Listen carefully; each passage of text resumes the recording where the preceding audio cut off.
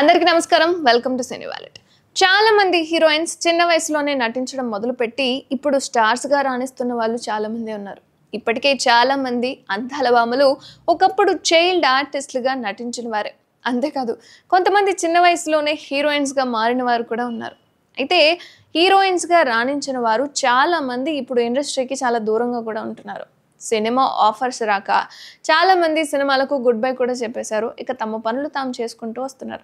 మరి కొంతమంది పెళ్లి చేసుకొని సెటిల్ అయిపోయారు. ఇక ఈ ఫోటోలో కనిపిస్తున్న నటి కూడా పెళ్లి తర్వాత సినిమాలకు గుడ్ బై చెప్పేసింది. స్టార్ హీరోయిన్ గా రాణించిన ఆమె ఇప్పుడు ఐటీ ఉద్యోగిగా మారిపోయిందట.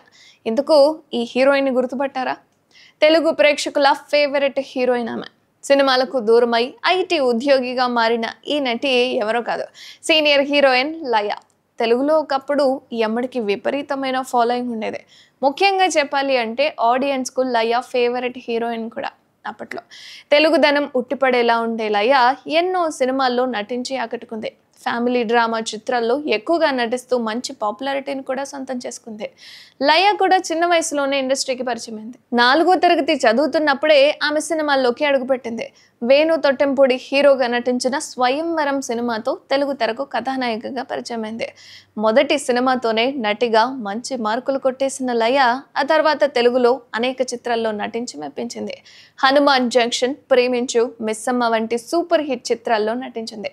కెరీర్ మంచి ఫామ్లో ఉండగానే పెళ్లి చేసుకొని ఇండస్ట్రీకి దూరం అయిపోయింది.